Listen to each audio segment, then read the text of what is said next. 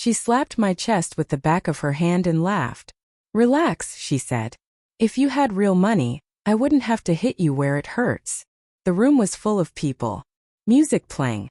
Glasses clinking. And no one stepped in. What they didn't know, what she didn't know, was that the papers were already signed. The attorney had already warned me. And this moment, this exact moment, was already documented. I didn't always know how bad things had gotten. Abuse doesn't usually announce itself. It arrives disguised as jokes, teasing, passion. You tell yourself it's just stress. That love sometimes gets rough around the edges. I'm 39.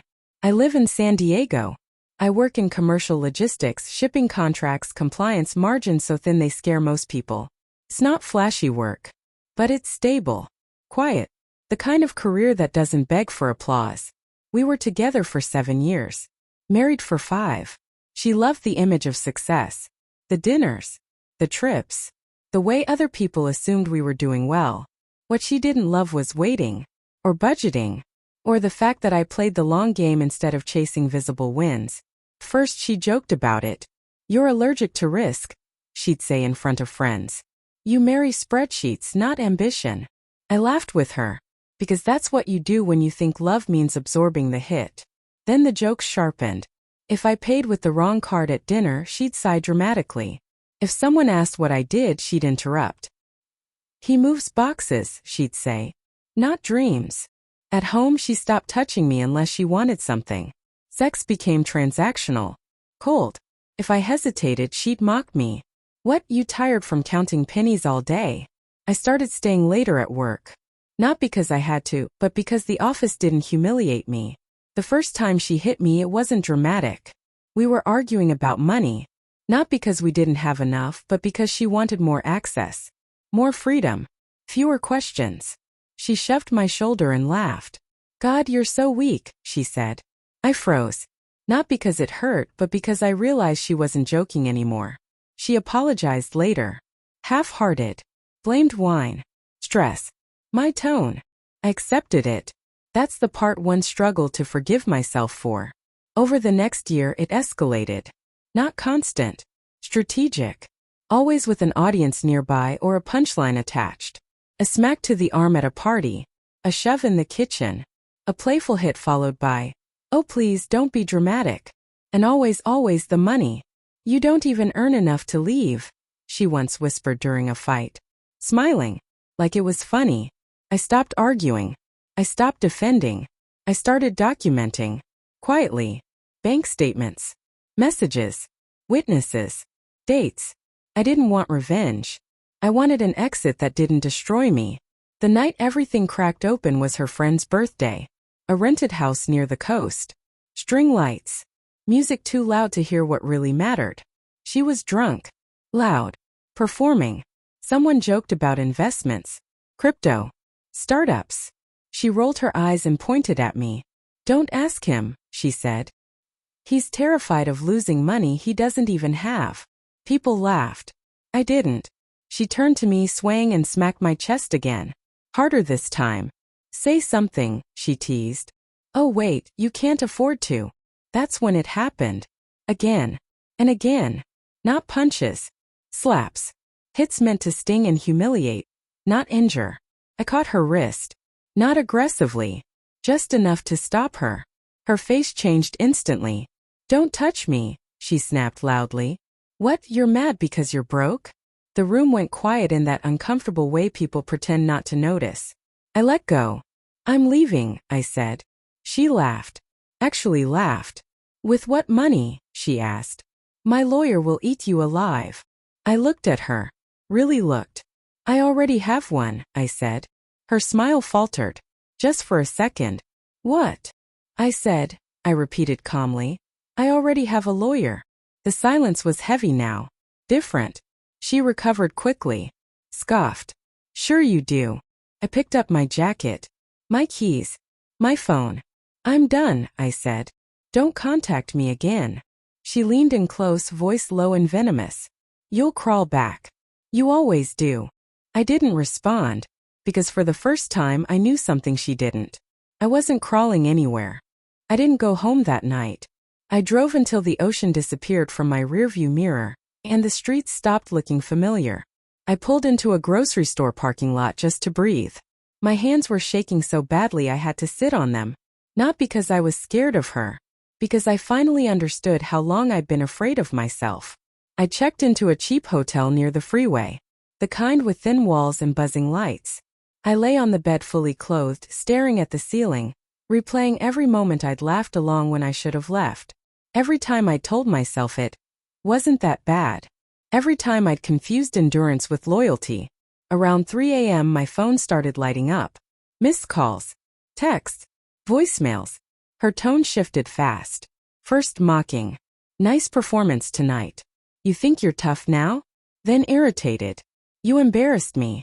You made a scene. Then suddenly careful. We need to talk. You don't get to just leave. I didn't reply. At 8 a.m. my lawyer called. Did anything happen last night? He asked. I told him. All of it. Calmly. Like I was reporting weather. He was quiet for a moment. Then. Good you left. Do not go back alone. Save everything.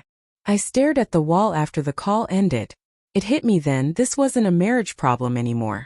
It was a safety problem. Over the next few days I stayed invisible. Took time off work. Moved between friends' places. I told almost no one the truth. Just that things were ending. She, on the other hand, got louder. She posted vague quotes about betrayal. About men who can't handle strong women. She told mutual friends I was financially abusive. That I controlled the money. That I was cold. Distant. Emotionally unavailable. When one friend asked why I'd never mentioned it before, she answered for me. He's ashamed, she said. He knows he failed. That line used to work on me. It didn't anymore. The confrontation came a week later. At the house. With a third party present just like my lawyer insisted. She stood in the living room like it still belonged to her. Arms crossed. Smiling that same tight smile she used when she wanted to dominate without raising her voice. So, she said. You really went behind my back. I protected myself, I replied. She laughed. From what? Me. Yes. Her smile dropped. You're exaggerating, she said. You're trying to build a case. No, I said. You built it. She stepped closer. Not touching this time. Just looming. You think anyone's going to believe you? She asked quietly. A man claiming abuse because his wife hit him a few times while joking? My chest tightened. Old reflexes kicked in. Then passed. I'm not asking anyone to believe me, I said. I'm showing them. She stared at me, searching for the crack. The doubt. You were convenient, she said suddenly. You know that, right? There it was. Clean. Sharp. You paid the bills. You stayed quiet. You were useful. I nodded. I was. She scoffed. And now you're throwing it all away over pride. No, I said. Over dignity. She shook her head like I was hopeless. You'll regret this. You don't survive without me. I met her eyes. Watch me. That was the last conversation we had alone. The legal process wasn't dramatic. It was slow, methodical, grounded in facts, messages, dates, witness statements. The hardest part wasn't the paperwork. It was unlearning the instinct to minimize what she'd done. I kept wanting to say things like she didn't mean it or it wasn't that bad. My lawyer stopped me once. Would you say that if the genders were reversed? He asked. No, I wouldn't. That realization hurt more than any slap. She tried to regain control near the end. Apologies wrapped in blame. Tears that evaporated when they didn't work. I just wanted you to be more, she said during mediation. I pushed because I cared. I didn't respond. Because love doesn't require humiliation as motivation. The settlement was fair. Clean. Quiet. No one won. But I walked out intact. And that mattered. The first night alone in my new apartment, I slept on the floor. Not because I didn't have a bed yet, but because I needed to feel the ground. Solid. Unmoving. Something that didn't flinch when I shifted my weight. The place was small. Second floor. Beige walls. A window that faced another building's brick side like the world didn't care to impress me anymore. And somehow that felt right. The silence was loud at first. No sarcastic commentary. No tension humming under every sentence. No need to measure my words like currency. Just quiet. Healing didn't arrive like relief. Came like withdrawal. I caught myself reaching for my phone to explain things to her. To justify. To soften the truth so it wouldn't bruise her pride. Then I remembered. My job was no longer to make her comfortable. Weeks passed. She tried once more. A voicemail this time. Calm. Polished. You're really going to let lawyers define our relationship? She asked. After everything? I deleted it without responding. Because the truth was, lawyers didn't define it. Her hands did. Her words did. Her laughter when I flinched did. Work slowly returned to normal. I stopped staying late to avoid going home. Started leaving on time because I wanted to. A colleague asked me once casually, "You seem different lately. Lighter." I shrugged. I stopped carrying someone else's contempt. He nodded like he understood exactly what I meant. There were moments of anger. Of course there were. Anger that came late, safe anger, the kind that arrives after danger leaves. I let it exist. Then I let it go. I didn't rebuild my life dramatically. No reinvention montage. No sudden confidence speeches in the mirror. I rebuilt it quietly. A couch. Plant I didn't kill. Sunday mornings without dread. One afternoon months later, I ran into someone who'd been at that birthday party. We stood awkwardly by a coffee counter, waiting for our drinks. I wanted to say something that night, he said. I just didn't know how. I nodded. Most people don't. He hesitated. I'm glad you got out. So was I. The divorce finalized without fireworks. Just signatures and neutral expressions. She didn't look at me when it was over. I didn't need her to. Here's the part people don't talk about enough. Leaving didn't make me powerful. Staying had made me disappear.